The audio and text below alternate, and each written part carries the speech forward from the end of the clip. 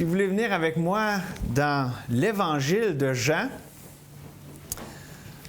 on finit le commencement, mais on ne commence pas la fin. Avez-vous compris c'était quoi le sens de ma phrase? Non, c'est parce qu'on finit le chapitre 1 aujourd'hui. Donc, on finit le commencement. Mais on ne commence pas la fin parce qu'on n'est pas encore à la fin de l'Évangile de Jean. Ça va aller sûrement à la fin de cette année. Je ne prétends pas faire une étude là, vraiment verset par verset en grande profondeur, malgré qu'on couvre tous les versets dans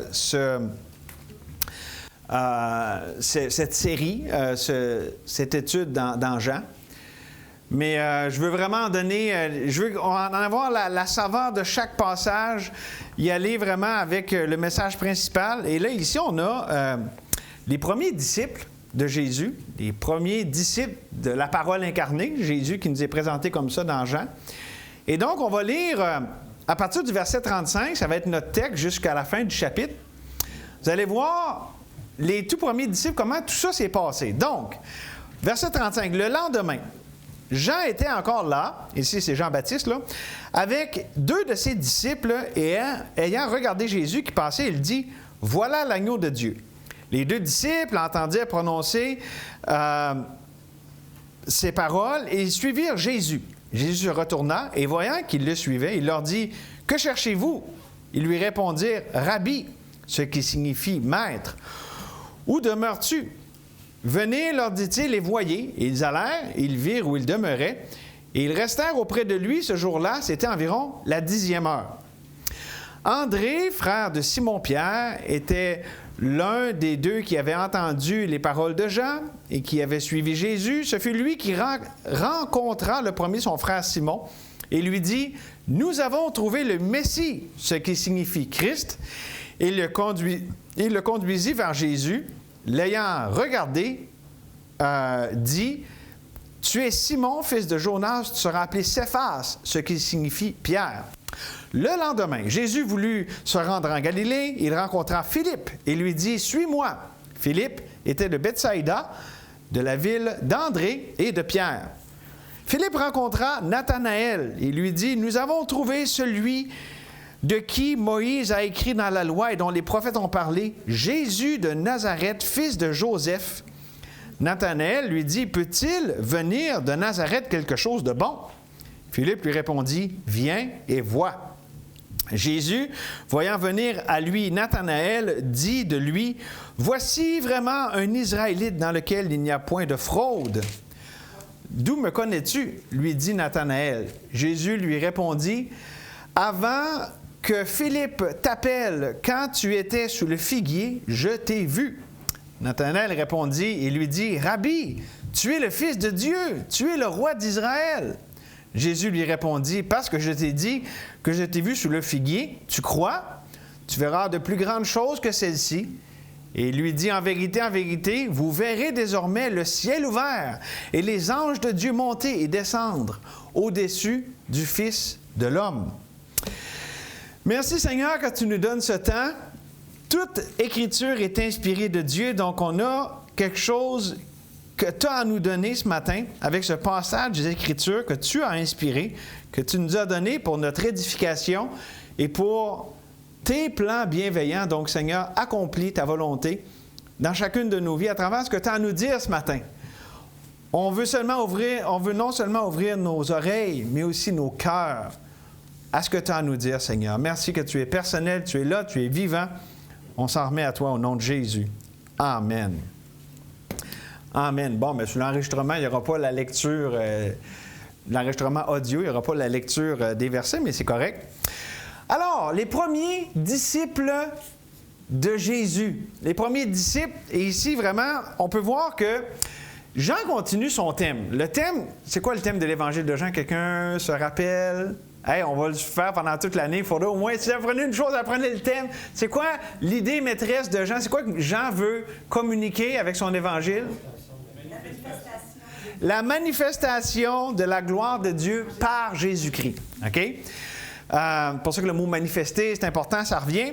Et là, ici, Jean, là, l'auteur l'écrivain de l'Évangile, il veut accomplir ceci, non pas comme on a vu la semaine dernière là, avec la présentation de Jésus à la délégation des pharisiens qui arrivaient de Jérusalem, ni à la foule, comme on a vu la semaine dernière là, dans les versets 19 à 34. Là, ici, il se présente aux premiers disciples.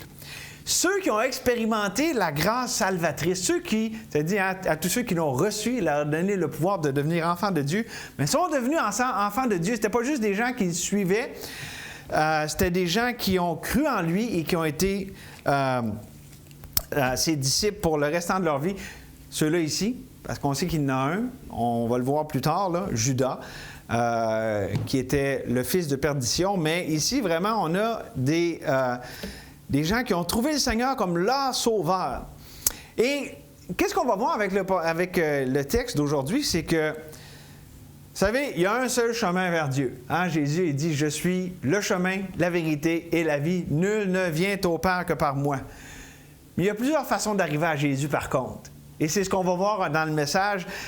Ils ont tous été sauvés, mais le moyen par lequel ils ont rencontré Jésus, ça l'a différé. En fait, on va voir ensemble 4 façons de rencontrer Jésus pour le salut. C'est bien simple comme message.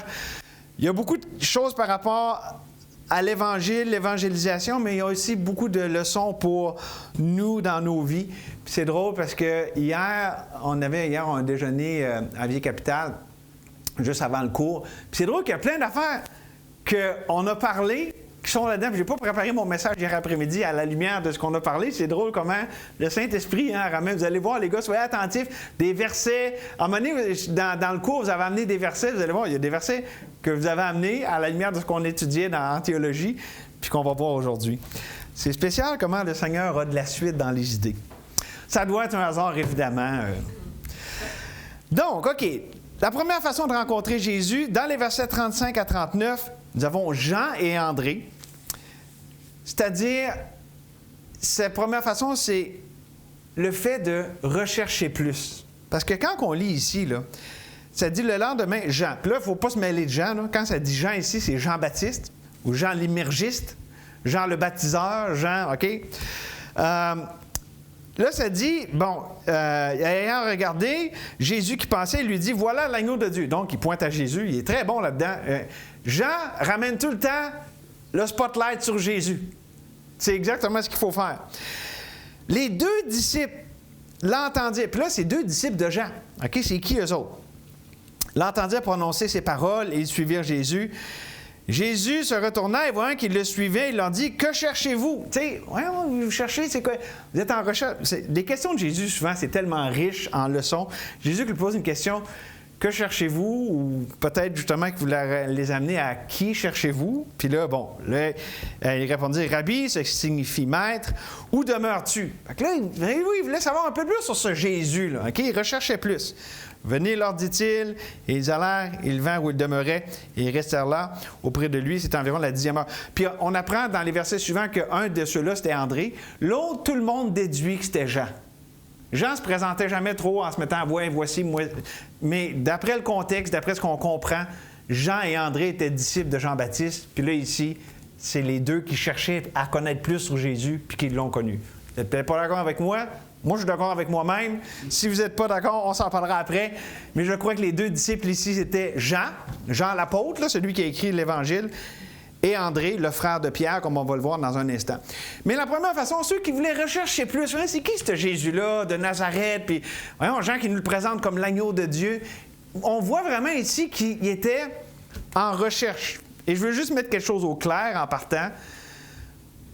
Pour qu'on en arrive à vouloir rechercher plus, c'est parce que Dieu lui-même nous recherche. Hein, ça dit, si nous l'aimons, c'est parce qu'il nous a aimé le premier. Puis Galates, chapitre 1, verset 15, ça dit, « Mais lorsqu'il plut à celui qui m'avait mis à part dès le sein de ma mère et qui m'a appelé par sa grâce de révéler à moi son Fils, afin que je l'annonce parmi les païens, aussitôt je ne consultai ni la chair ni le sang. » On ne va pas rentrer dans toutes les ramifications théologiques de ça, mais juste pour dire que si on cherche plus, c'est parce que Dieu fait un œuvre de grâce et tout ça. Bon, je vais laisser ça là, mais on peut-tu résister à la grâce de Dieu et tout? C'est pas là-dessus que je veux aller, mais l'idée que je recherchais plus, c'est parce que Dieu faisait déjà une œuvre dans leur cœur. Mais ce que j'aimerais voir avec ses premiers disciples, Jean et André. C'est considérer le principe, ou ma femme tantôt, quand elle parlait de loi spirituelle, ou on peut dire réalité spirituelle, c'est que Dieu donne plus de lumière à ceux qui répondent à la lumière qu'ils ont. Là, il y avait Jean-Baptiste qui parlait de l'agneau de Dieu, puis là, voyons, il se grattait la tête, puis là, bien, on va aller voir Jésus, puis on va aller voir où ce qui reste. Voyez-vous, Dieu se révélait plus là, OK, celui dont Jean-Baptiste y parle, puis là, ils passent eux-mêmes du temps avec lui, hop, tu sais, il y a plus de lumière. Puis c'est comme ça tout le temps, selon ce principe spirituel-là, c'est que lorsqu'on répond à la lumière que Dieu nous donne, Dieu va nous donner plus de lumière. Fait que quand on recherche plus, puis qu'on répond à ce que Dieu nous montre, Dieu va nous en montrer plus. C'est vrai pour les perdus, ceux qui ne connaissent pas encore le Seigneur, qui disent, mais il me semble que la vie sur terre n'est pas juste faite pour ce qu'on voit. Puis, il doit y avoir quelque chose de plus. OK? Ça, c'est Dieu qui travaille dans le cœur. Puis justement, quand quelqu'un veut savoir plus, bien là, Dieu va se servir de quelqu'un, d'une circonstance, d'un livre, de toutes sortes de choses, et qu'il va nous donner plus de lumière. Mais savez-vous, c'est vrai aussi pour les enfants de Dieu, c'est vrai pour nous. Hein, si on dit, on sent qu'il y a plus à la vie chrétienne que juste la vie dans le désert, la subsistance. Il semble que Canaan, c'est pour moi, ça aussi. OK, quand on recherche plus de même, ça aussi, le principe s'applique. Et là-dessus, j'ai retenu le Proverbe 4, verset 18. Le sentier des justes est comme la lumière resplendissante dont l'éclat va croissant jusqu'au milieu du jour. C'est-à-dire que Dieu nous donne de plus en plus de lumière lorsque on répond à la lumière qu'il nous donne dans le moment présent. Et ça, c'est bien simple. Dans le fond, c'est l'idée de on cherche Dieu si on le trouve. Hein? Si on croit que Dieu existe, qu'il est le rémunérateur de ceux qui le cherchent, ou qu'il cherche avec diligence, qu'il cherche de tout cœur. Ou Jésus le dit dans Matthieu 7, « Demandez, et l'on vous donnera, cherchez, vous trouverez, frappez, et on vous ouvrira, car quiconque demande reçoit, celui qui cherche trouve, et on ouvre à celui qui frappe, à celui qui toque. » Comme disait, rappelez-vous quand on est allé au Nouveau-Brunswick, lorsque vous toquez à la porte, ça, les Africains, ça doit probablement venir de vous autres, toquer à la porte, parce que lui était missionnaire en République centrafricaine. Et moi, toquer à la porte, là, des fois, on dit il est toqué un peu, là, mais toquer à la porte, je ne l'avais jamais entendu, celle-là. Est-ce que vous dites ça, vous autres? Oui, toquer à la porte? Ah, nous, on cogne à la porte. Il y a des vieilles versions qui disent heurter. On ouvre à celui qui heurte. Genre Lamartin puis la Osterval. En tout cas, je ne sais pas si je vous ai heurté en vous parlant comme ça ce matin, mais c'est tout ce que j'avais à dire sur le sujet. Hey, j'ai un autre passage qui va dans le sens de si on recherche plus, on va trouver Ésaïe 55. J'aime souvent terminer mes messages avec cet appel d'Ésaïe. Et je me rappelle toujours de ce détenu qui a trouvé le Seigneur. C'est le verset, la vérité que Dieu a utilisé pour l'amener à Jésus. Cherchez l'Éternel pendant qu'il se trouve. Invoquez-le tandis qu'il est prêt. Que le méchant abandonne sa voie et l'homme d'iniquité ses pensées, qu'il retourne à l'Éternel, qui aura pitié de lui, à notre Dieu qui ne se lasse pas de pardonner. Ça, c'est un beau verset pour appeler les perdus à ceux qui ne le connaissent pas. Mais savez-vous que la suite de tout ce qui est après, spécialement les versets 8 et 9 dans Ésaïe, c'est bon pour nous, les chrétiens, car ça dit « Car mes pensées ne sont pas vos pensées, vos voix ne sont pas mes voix, dit l'Éternel. Autant les cieux sont au-dessus de la terre, autant mes voix sont élevées au-dessus de vos voix et mes pensées au-dessus de vos pensées. » Autrement dit, avec Dieu, des fois on dit « Je ne peux pas tout comprendre », mais quand on le cherche, Dieu va se révéler à nous. Pas qu'on va tout comprendre les voix de Dieu, mais on va comprendre plus de qui est Dieu. Dieu lui-même va se révéler. On cherche quelque chose de Dieu, il va se donner lui à nous, il va nous révéler quelque chose sur lui. Et je dirais ça, c'est un bel appel à la terre promise, justement, comme on en parlait. Si, comme enfant de Dieu, on dit, il me semble que la vie chrétienne n'est pas supposée être dole de même. Il me semble qu'il y a plus. Tu revois dans la Bible, c'est excitant, il y a de la joie, il y a de la paix, il y a de l'abondance. Bien, justement, c'est ça. C'est quand on a cette vie, qu'on la vit, cette vie de Dieu en abondance, effectivement. On est dans Canaan, on n'est pas dans le désert. Et juste un petit mot là-dessus. Comment a été conquérie la terre de Canaan, la terre promise? Les luttes, les victoires n'étaient pas... Parce qu'ils se sont battus. Ils ont eu des combats. OK? En fait, le livre de Josué, qui est le livre de la conquête, bien, c'est un livre de guerre. Puis même qu'à un moment donné, il y a des bouts... Ben, là, on conquit par... Il y a des bouts qui sont un peu plus plates parce que ça dit juste les places qu'ils ont conquéries. Là, fait que c'est un peu une description géographique de telle place, telle place, telle place. Mais c'était des combats, une lutte, la victoire... selon Dieu, pas selon la logique humaine, selon la force humaine, mais vraiment selon la force de Dieu. Et n'est-ce pas aussi pour nous, les enfants de Dieu, lorsqu'on apprend à combattre le combat de la foi, on se rend compte que les armes avec lesquelles on combat ne sont pas charnelles, mais sont puissantes par la vertu de Dieu. On se rend compte de plus en plus, la chair ne sert à rien. C'est l'esprit qui vivifie. Et ça, c'est une grande découverte merveilleuse. Et je vous dirais, il n'y a pas personne ici que c'est son domaine d'expertise. Et je vous explique. Dieu n'arrive pas, puis, hey, toi, Dave, vu que tu es tellement bon là-dedans, là, toi, je t'ai désigné pour ça parce que tu es bon, puis Geneviève, toi, tu es une experte là-dedans, puis Dieu ne marche pas en tout demain. Premièrement, il ne nous demande pas nos conseils. Hey, qu'est-ce que je pourrais faire avec cette situation-là? Non, Dieu va prendre quelque chose qu'on est donc faible, qu'on est donc pas bon, puis qu'on ne comprend rien. Donc, il ne va pas dire « Hey, toi, tu es la personne tout désignée parce que tu es donc bon. » Il va dire « Tu es la personne tout désignée parce que tu n'as rien. Puis moi, je vais te remplir, puis je vais te donner tout ce dont tu as besoin. Puis ça va marcher de même. » Puis Dieu il dit « Bien, ça te dérange-tu? C'est-tu le bon moment? » Est-ce que Dieu est comme ça? Non. Dieu va dire, tiens, là, c'est le moment, pouf, pas de consultation, pas de formulaire à remplir, là, qu'on signe en bas, là, formulaire d'acceptation, là. Non, avec Dieu, c'est pas comme ça. Mais c'est parce qu'il est bon, parce que ici, de toute façon, ça ne servira à rien, toutes les choses dont je le dis un peu de façon humoristique. Pourquoi? Parce que Paul nous l'explique demain dans Romains 11, aux profondeurs de la richesse, de la sagesse et de la science de Dieu. Que ses jugements sont insondables, que ses voies sont incompréhensibles. Qui a connu la pensée du Seigneur? Ou qui a été son conseiller? Qui lui a donné le premier pour qu'il ait à recevoir en retour? Personne. C'est pour ça que Dieu, il va nous dire, regarde, moi j'ai décidé de faire ça, de cette façon-là, à ce moment-là avec toi, parce que je le sais. Moi, j'ai toute la sagesse, j'ai toute la richesse, j'ai toute la connaissance. Faites-en pas. Je m'occupe de tout.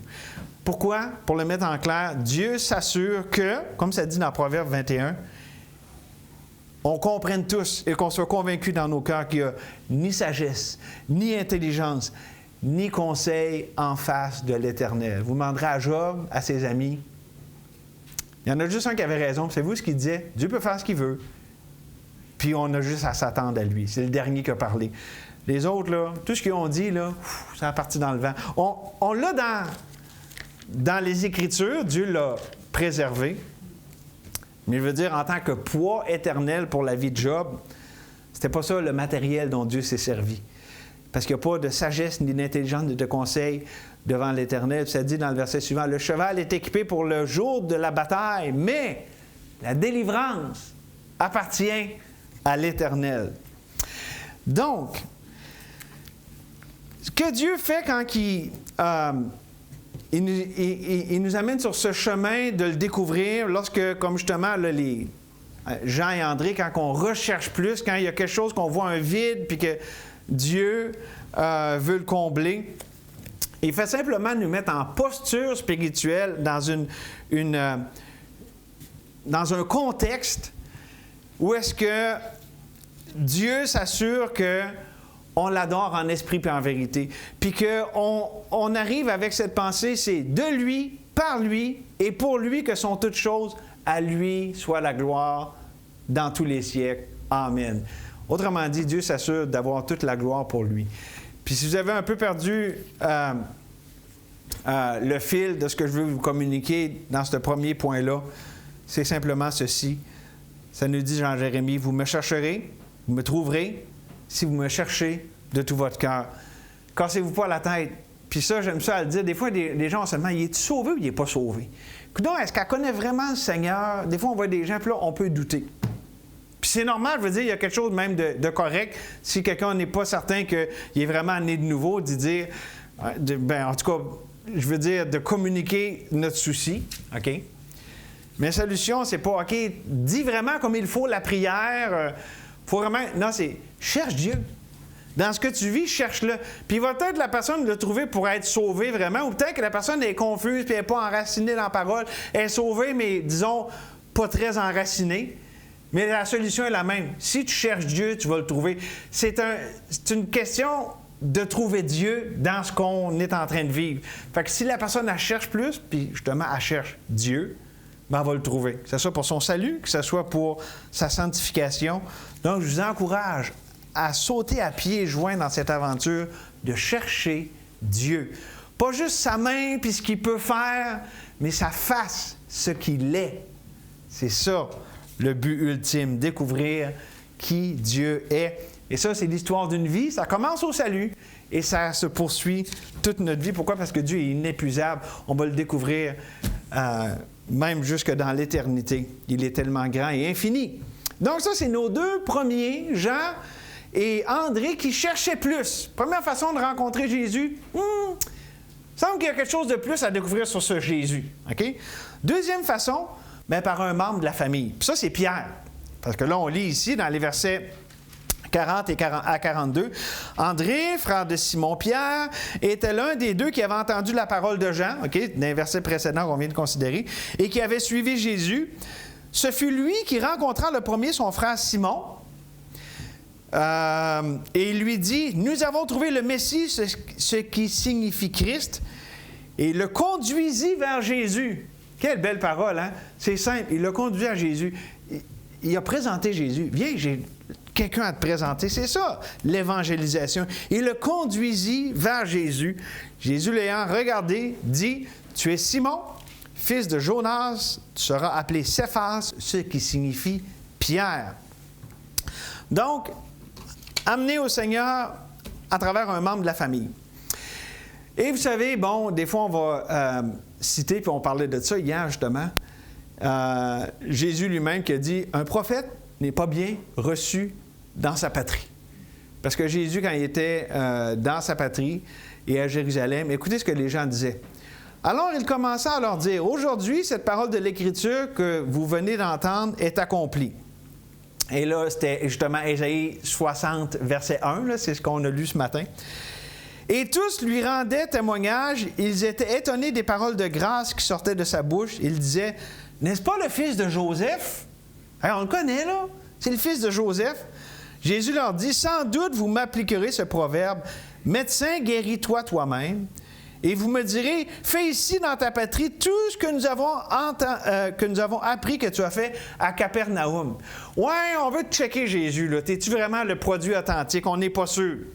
Puis là, c'est là que Jésus a ajouté, je vous le dis en vérité, aucun prophète n'est bien reçu dans sa patrie. Et donc, des fois, on va penser, puis c'est vrai, c'est une réalité, avec les membres de notre famille qui nous connaissent donc bien, on n'est pas très bien reçus. Hein, n'est-ce pas un exemple souvent? Et Jésus ici, on sait, parce qu'à un moment donné, Jésus est avec un groupe, puis là, sa mère et ses frères sont venus, puis là, il disait, t'as perdu sens, il ne reconnaissait pas qui il était, puis il ne croyait pas en qui il était. OK? Donc, c'était généralisé, non seulement dans son village à Nazareth, mais aussi dans sa propre famille. Et donc, Jésus lui-même, le Fils de Dieu, hein, n'est-ce pas qu'il devait avoir un impact, je veux dire, regarder quelqu'un comme Jésus grandir, il me semble que ça doit avoir une petite influence sur ta vie, puis dire, ouais, c'est qui quelqu'un comme ça? On se dirait, bien évidemment qu'il va amener ses proches à croire en lui dès le début, mais ce n'est pas arrivé comme ça. Et donc, si avec Jésus, ce n'est pas arrivé comme ça, est-ce qu'on devrait se décourager si on ne voit pas nos membres de famille venir si rapidement qu'on le voudrait venir à lui? Pourquoi? Parce que l'exemple de la vie de Jésus nous montre que tant qu'il y a de la vie, il y a de l'espoir, puis ça donne bien parce que Jésus est la vie, puis c'est une vie pleine d'espoir. Et là aussi, Jésus est un exemple parce que oui, OK, ils ne se sont pas convertis, mais éventuellement, ils se sont convertis. Son frère, Jacques, a écrit l'épître de Jacques, et à ce qu'on sache, historiquement, beaucoup se sont convertis dans sa famille. Puis, je pense à un exemple, ici, un peu moins connu, là, mais la famille Piché.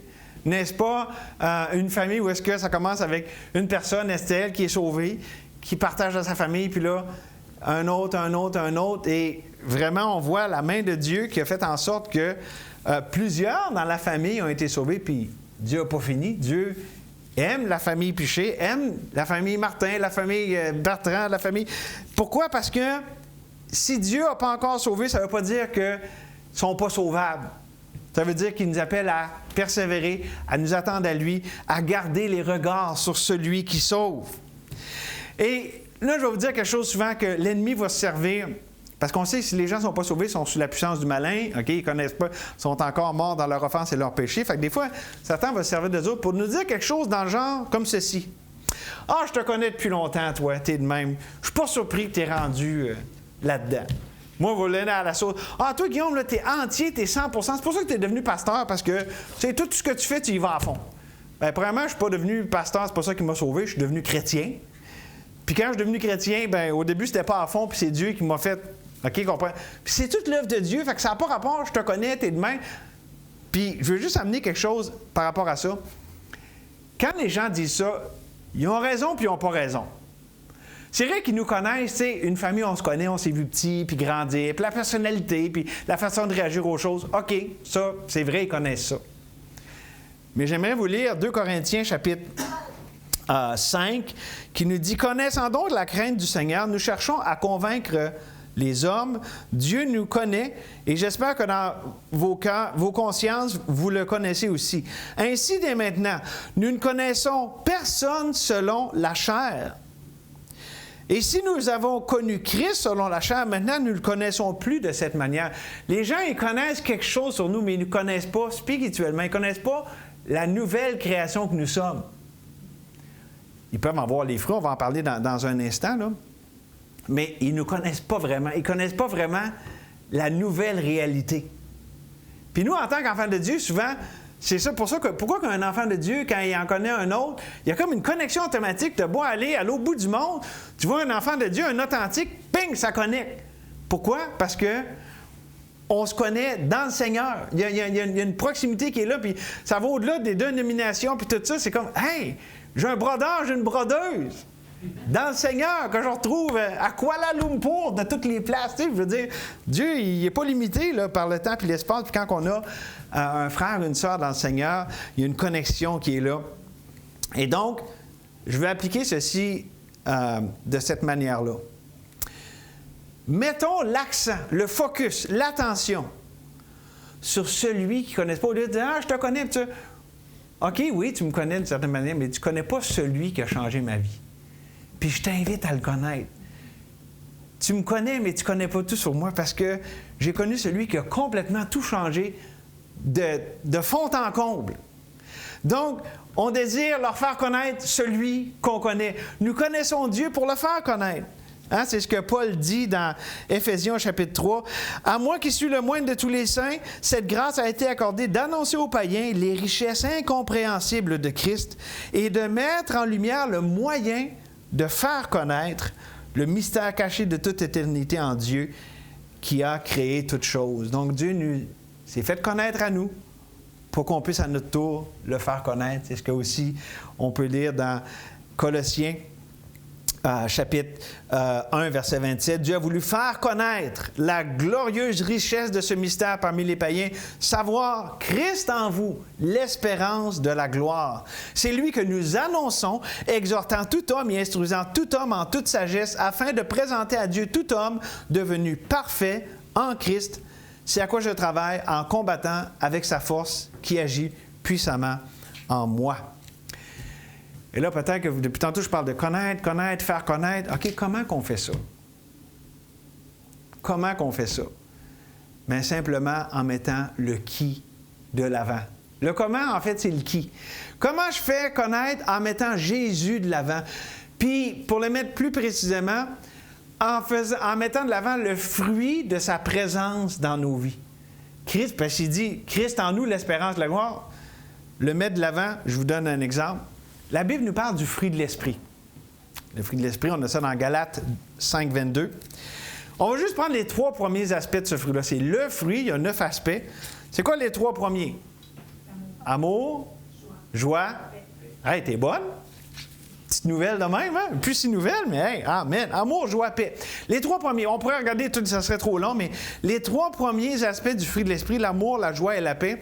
L'amour, là, c'est l'aspect tout inclusif du fruit de l'esprit. C'est mis en premier, c'est la prééminence. Hein? L'amour, c'est le lien de la perfection, selon Colossiens chapitre 3. Puis 1 Corinthiens 13, on voit la prééminence, l'importance de l'amour. C'est le côté vraiment englobant du fruit de l'esprit. Et là, quand on parle de la paix, c'est une arme défensive. Parce que qu'est-ce que ça nous dit? Ça nous dit, ne vous inquiétez de rien, mais en toute chose, faites connaître vos besoins à Dieu par des prières, des requêtes et avec des actions, des prières, des supplications avec des actions de grâce. Et la paix de Dieu, qui surpasse toute intelligence, gardera, c'est un côté défensif, gardera vos cœurs et vos pensées en Jésus-Christ. La paix nous garde, nous protège. La joie, de son côté, elle est offensive. Pourquoi? La joie de l'Éternel est notre force. La joie, c'est une force d'attaque face à l'adversité, face aux contraintes relationnelles. Quand Satan veut nous abattre parce que ça va mal, la joie est la réponse qui contre-attaque. Je développe un peu. Par l'amour, on est disposé à souffrir pour le bien puis le péché des autres. Ça va englober toutes nos relations. Lorsque l'amour de Christ qui nous presse, qui est versé dans nos cœurs par le Saint-Esprit, lorsqu'il se manifeste, c'est un amour sacrificiel, c'est un amour qui se donne, c'est un amour qui fait vraiment toute la différence dans nos relations interpersonnelles. La paix de Dieu va nous permettre de passer au travers en étant sous la protection de Dieu. Il y a des choses qui nous accablent, ça nous fait peur, puis là, Dieu nous garde avec une paix. C'est comme, hein? Ça ne m'atteint pas. Les traits enflammés du malin, puis tout ça, Dieu me donne une paix. Non, il m'aime, je suis dans son amour, j'ai une paix qui garde mon cœur puis mes pensées en Jésus-Christ. Je me revêts de Christ et vraiment de ses armes défensives, et ça, c'est la paix qu'il va me donner. La joie, comme je le disais, ça nous permet de contre-attaquer. C'est une arme offensive, comme avec l'épée de l'esprit. On contre-attaque. Il est écrit, lorsqu'on est face au découragement, à ce qu'on nous tire vers le bas, bien, à l'ennemi lui-même, bien, la joie va chanter en prison. La joie va faire ressortir Christ qui vit en nous. Fait que c'est pas défensif, c'est offensif dans le sens que c'est ce qui ressort de la vie de Christ en nous. C'est ça la joie. C'est pour ça qu'elle dit, il a mis un chant dans mon cœur, un chant nouveau. Qu'est-ce qui arrive quand il y a un chant? Bien, ça sort. On ne peut pas le garder. C'est ça la joie du Seigneur. C'est plus fort que nous. Ça ressort. Puis ça, c'est une arme offensive, cette joie-là. Et c'est ça que ça veut dire, Christ en nous, l'espérance de la gloire. C'est-à-dire ce fruit de l'esprit-là qui s'exprime en nous, à travers nous. Et par rapport à notre famille, des gens qu'on connaît bien qui disent « Ah, moi, je te connais bien », ça, c'est quelque chose qu'ils ne connaissent pas parce que c'est de Dieu. Puis ça, j'ai juste pris les 3 premiers, là. Mais savez-vous quoi? Ça leur présente Jésus. L'amour de Jésus, la paix de Jésus, la joie de Jésus, qui n'est pas de ce monde. Et c'est ça qu'ils ont besoin de voir, parce que savez-vous quoi? Ils soupirent après ça. Ils vont à travers des citernes crevassées qui ne retiennent pas l'eau pour essayer de se satisfaire, puis ils ne l'ont pas. Il y a juste le Saint-Esprit dans les enfants de Dieu qui satisfait comme ça. Et quand on met Christ de l'avant comme ça, on leur présente quelque chose qu'ils ne connaissent pas encore. Ou je devrais dire, quelqu'un qu'ils ne connaissent pas encore. Donc, on est rendu au 3e avec Philippe. On voit dans les versets 43 et 44, donc la 3e façon de venir à Jésus, par une interpellation directe. Et là, on va regarder les versets 43 à 44. Le lendemain, Jésus voulut se rendre en Galilée. Il rencontra Philippe et lui dit « Suis-moi ». Philippe était de Bethsaïda, de la ville d'André et de Pierre. Une interpellation directe. Ici, je réfère je ne veux pas dire aux rares fois, mais disons aux fois moins communes, où est-ce qu'il n'y a pas d'instrumentalité humaine. Ici, bon, on s'entend, c'est Jésus qui était là sur terre, là, mais moi, je parle de quelqu'un qui est sauvé sans que quelqu'un y aille partager l'Évangile, donner un traité, OK? Genre, tout seul, avec ta Bible, ou OK, whatever. Vous demanderez à Cindy de partager son témoignage, mais ça ressemble à ça. Puis ici, on a Philippe, mais Matthieu, c'est un peu ça aussi. Au poste de péage, rejeté de tout le monde, puis Jésus, direct. Matthieu, suis-moi. Tu sais, il y a une interpellation directe. Voyez-vous un peu l'idée là, de ce que j'amène ici? Une interpellation directe. Mais la question, le principal, c'est pas tant l'instrument. Y a-t-il un instrument ou pas? C'est celui qui sert de l'instrument, c'est celui qui sauve. Fait que, je veux dire, c'est quand même secondaire qu'il y a un instrument ou non. L'idée, c'est qu'on rencontre Jésus.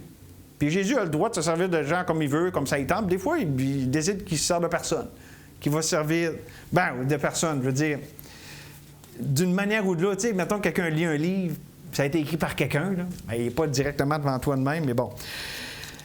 Mais ce que je veux surtout mettre de l'avant, l'important, c'est pas tant l'instrument que la personne qui sert de l'instrument, puis ça, c'est Dieu, la personne qui sauve. Et qu'est-ce que Jésus a dit? « Mes brebis entendent ma voix et elles me suivent. » Fait qu'il y a un instrument ou non, l'important, c'est d'entendre la voix du Seigneur et d'y répondre.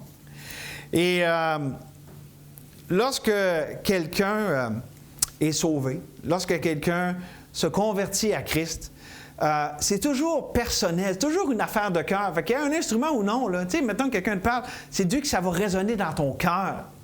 Comprenez-vous? Fait que qu'il y ait quelqu'un de présent ou non, il y a tout le temps un dénominateur commun. Dieu s'adresse à notre cœur. Il va dans la partie la plus intime de notre être. Vous connaissez l'expression, il y a 12 pouces de différence entre connaître des choses au sujet de Dieu puis connaître Dieu. Connaître Dieu, c'est la conversion, c'est dans notre cœur. Puis on peut être toute notre vie à connaître plein de choses au sujet de Dieu, mais pas le connaître comme notre sauveur personnel, comme notre Seigneur. Et donc, il faut toujours se rappeler que le Seigneur s'adresse à nous. Il nous interpelle pour le salut, mais aussi pour grandir en lui. Regardons quand on a eu des moments dans notre vie où est-ce que des fois on était vraiment dans le fond du baril, dans une passe vraiment difficile, puis que là, le Seigneur s'est adressé à nous. Puis on dit, « Ah, Seigneur, t'es bon, t'es précieux, t'es fidèle, t'es là. Merci, Seigneur. » C'est de ça qu'on parle. C'est Dieu qui nous interpelle personnellement. Et là-dessus, j'ai une question introspective à vous poser. Est-ce que vous considérez, puis là je m'adresse aux enfants de Dieu, considérez-vous Dieu comme une personne à servir ou comme une personne à découvrir? À découvrir. Amen. Parce qu'une personne à servir, c'est juste, là, il faut que j'écoute, puis tout ça, puis c'est sûr. En fait, c'est une personne à découvrir, puis quand on le découvre, on ne peut pas faire autrement que vouloir le servir. Mais c'est vraiment une différence. Puis là, c'est là qu'on voit l'importance, les gars, de la théologie. La théologie, c'est Dieu qui se révèle à nous, puis notre théologie, c'est comment on reçoit, comment on internalise cette vérité de Dieu. De qui est Dieu. Et ça change absolument tout dans notre vie, ça change tout dans nos relations, ça change tout dans notre cœur, la façon dont on voit Dieu. Je viens de donner un exemple. C'est quelqu'un que je sers ou quelqu'un que je découvre? Si c'est quelqu'un que je découvre, ça va changer vraiment absolument la façon que je le sers. Parce que la motivation est complètement différente. Pendant des années, ma perception que j'avais de Dieu était bonne, mais incomplète. Puis les impacts sur mes relations, sur mon propre cœur, ce que ça a produit dans ma vie, c'était plus la mort, la séparation, parce que ma théologie, ma perception de Dieu était incomplète ou déformée. Elle n'était pas toute selon ce que Dieu est. Pourquoi? Parce qu'elle était déformée par ma propre crainte de l'homme. Il y a un livre qui a été écrit là-dessus. D'ailleurs, c'est « Lorsque Dieu est petit et que les hommes sont grands ». C'est ça la crainte de l'homme. L'homme est grand, puis ce qu'il dit, puis ce qu'il pense, puis Dieu n'est pas grand. Alors que quand on a la bonne perception de Dieu, les hommes sont petits. Là. Même les politiciens qui se prennent pour Dieu, qui veulent asservir le monde, puis tout. Regardez dans la Bible, là, Dieu, là, pour lui, c'est comme un spectacle d'humour. Là, ça ne le dérange vraiment pas. Il est au ciel, puis il se rit de ça, parce que ça n'a pas de répercussions sur Dieu. Dieu n'est pas affecté par des humains qui essayent de faire des plans machiavéliques. En fait, il est au-dessus de tout ça, puis ça ne le dérange pas. Vous voyez, c'est notre théologie. Donc, est-ce que Dieu est grand, puis les hommes sont petits, ou est-ce que les hommes sont grands Comment je l'ai dit, là? En tout cas, vous comprenez, je ne veux pas me mêler, là. Ça, c'est notre théologie. C'est notre théologie. Est-ce que j'ai un big God theology? Est-ce que j'ai une théologie avec un Dieu tel qu'il est grand, au-dessus de tout? Tout le reste va en découler. Puis là, je ne parle pas de ne pas être du monde, puis de ficher du monde, puis... Non, Dieu aussi est un Dieu de compassion, puis il comprend la faiblesse, puis ça fait toute partie de notre théologie. Pour ça, je dis, on peut l'avoir une bonne théologie, mais il peut nous manquer des bouts, on peut être effrité dans certains domaines, puis c'est pour ça que lorsqu'on découvre Dieu, lorsqu'on apprend à apprécier qui il est, ça va être une source de bénédiction, de vie qui va en ressortir, non seulement pour nos corps, mais aussi pour les gens autour de nous. Puis il y a un bon exemple là-dessus, Job. Job aimait le Seigneur, mais Dieu avait quelque chose à révéler sur lui-même à Job. Qu'il est souverain, qu'il est bon, même quand il permet les pires souffrances. Puis ça, Job, il a appris ça. Dieu a rectifié la théologie de Job et de ses amis. Parce que les amis de Job, c'est quoi que Dieu a dit? Vous parlez pas... Pour le mettre dans les termes, il dit, « Hey, les trois amis, là, vous n'avez pas une bonne théologie. » Parce que ça dit à la fin, il dit, « Vous n'avez pas bien parlé de moi. » Dieu a pris ça personnel. La façon que vous avez parlé à Job, si vous m'avez mal décrit, vous ne m'avez pas décrit tel que je suis. Le seul qui a bien décrit Dieu, c'est le dernier, le petit élu. Pas s'il était petit, là, mais le petit jeune de la gang, qui est un type de Christ. Tout le long, Job voulait quelqu'un pour l'écouter puis pour le comprendre. OK? Puis Dieu avait de l'air distant, puis là, il souffrait, puis ses amis ne le comprenaient pas. Élieu, qui représente Christ, l'intermédiaire entre Dieu et les hommes, il dit, regarde, il défend Dieu, Dieu peut faire ce qu'il veut, toi, attends-toi à lui. Il était l'intermédiaire, le bon intermédiaire qui remet les yeux sur Dieu et les autres. Mettez les yeux sur Job, tu as dû faire de quoi, c'est de ta faute, tu as dû faire des péchés flagrants qui te font mériter ça. En gros, c'était pas mal dans cette teneur-là. Et donc, ça m'amène au quatrième et dernière façon de rencontrer Jésus. Par un ami proche. Et ça, c'est Nathanaël. On a ça dans les versets 45 à 50. Philippe. Donc, Philippe, là, qui déjà, lui, a été sauvé par une interpellation directe. Philippe rencontra Nathanaël. Il lui dit, nous avons trouvé le Messie, nous avons trouvé celui de qui Moïse a écrit dans la loi, dont les prophètes ont parlé, Jésus de Nazareth, fils de Joseph. Donc, il présente, OK? Nathanaël lui dit, « Peut-il venir de Nazareth quelque chose de bon? » Philippe lui répondit, « Viens et vois. » Voyez-vous, encore, il l'invite à Jésus. « Viens et vois. Viens à Jésus. » Jésus, voyant venir à lui, Nathanaël dit de lui, « Voici vraiment un Israélite dans lequel il n'y a point de fraude. » Quand même, une introduction pas pire. D'où me connais-tu? Lui dit Nathanaël. Jésus lui répondit, avant que Philippe t'appelle, quand tu étais sous le figuier, je t'ai vu. Nathanaël répondit et lui dit, Rabbi, tu es le Fils de Dieu, tu es le roi d'Israël. Jésus lui répondit, parce que je t'ai dit que je t'ai vu sous le figuier, tu crois? Tu verras de plus grandes choses que celles-ci. On s'arrête là parce que le dernier verset, on va s'en servir en conclusion. Donc, venir au Seigneur rencontrer le Seigneur par un ami proche. Et ici, on voit tout ce qu'on appelle le domaine des relations rédemptrices. C'est-à-dire des relations où est-ce que Jésus est amené comme la personne qu'on veut partager puis qui manque à notre ami pas sauvé. Et là, ici, il faut comprendre, là, quand je parle de relations rédemptrices, je ne parle pas d'être sur le dos de nos amis, de les assaillir, de les achaler avec l'Évangile. Je parle plutôt d'être à l'écoute du Saint-Esprit, du Dieu vivant en nous, pour partager le plus grand trésor qu'on a. On les invite à Jésus. Viens voir Jésus. Je le connais, il est merveilleux. Veux-tu venir le découvrir avec moi? C'est de ça ici dont je parle, de partager avec un ami proche. Et ça a toute une autre teneur que d'être un peu comme un prosélyte qui essaye d'assommer nos amis avec les vérités de la Bible. Ou pour le mettre autrement, viens voir celui dont mes yeux ne cessent de s'émerveiller. Belle façon d'introduire à Jésus. Puis il dit, hey, on a trouvé le Messie, celui dont il parle. Et je dis, Nathanaël, il va écouter Philippe. Il dit, wow, il a trouvé, c'est pas n'importe qui a trouvé. On voit vraiment ici l'invitation, de la façon que c'est fait. On voit que c'est tellement plus que juste inviter quelqu'un à répondre à un plan, mais c'est répondre à une personne. Notre approche avec nos amis et toute autre personne, là, j'ai dit amis, mais ça peut être toute autre personne, qui ne connaît pas encore Dieu, c'est pas tant nous qui veut les pousser que nous de se laisser pousser par Dieu. Dieu veut se servir de nous autres parce que Dieu, il veut se faire connaître et nous, pour être ses instruments, on a juste à se laisser pousser. Puis ça revient avec un verset qu'on a vu hier dans 2 Pierre au chapitre 1, verset 21. Voilà. C'est pas le bon verset. Hey, il y a 1,12, on s'est trompé. Ça dit que c'est pas selon des fables habilement conçues que ceux qui ont écrit les Écritures qui ont écrit. Je vais aller vous le lire, là, parce que là, je suis en train de quasiment vous le massacrer. Là. Je me suis trompé sur ma feuille avec le verset, c'est pas le bon. 2 Pierre 1, 21, puis on a fait la même erreur hier. Puis là, on dirait qu'on est copié-collé dans la journée d'hier. 1, 21.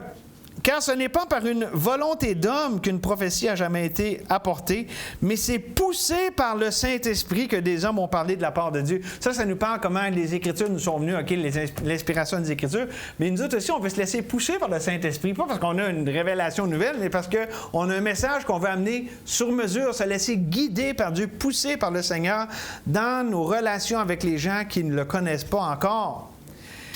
Et ces relations-là que j'appelle rédemptrices, par définition, sont centrées sur Jésus. Je veux dire, comment tu peux avoir une relation rédemptrice si le Rédempteur n'est pas en plein milieu? OK?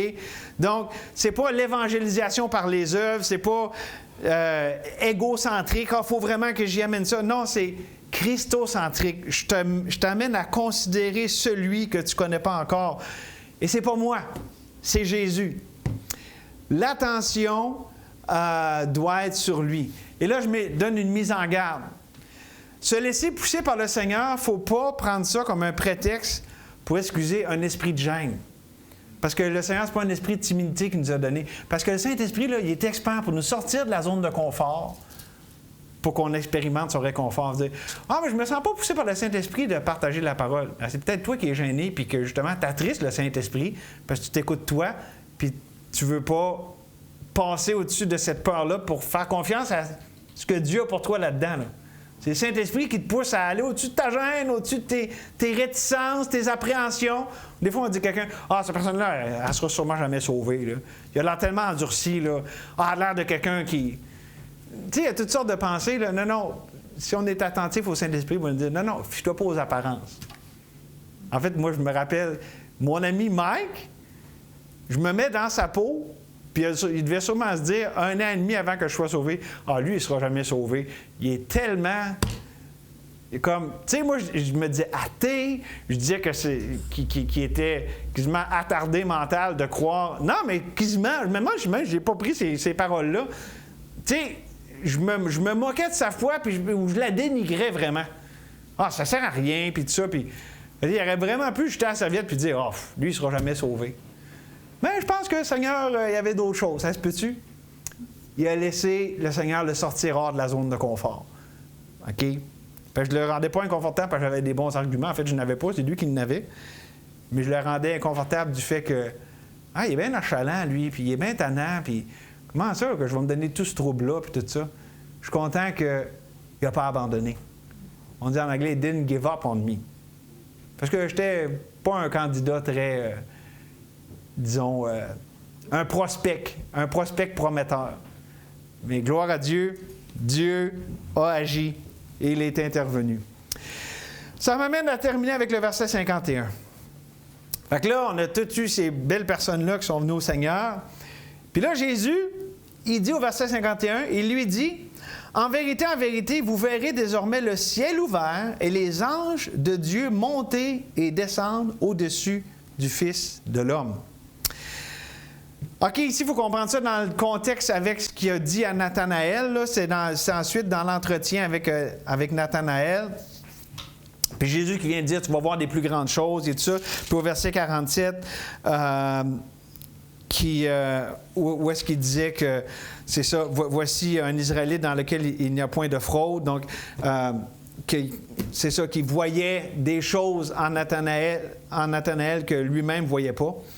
Et donc, d'après ce que je comprends des Écritures, si je compare les Écritures avec les Écritures, Jésus ici faisait un parallèle avec quelque chose de l'Ancien Testament.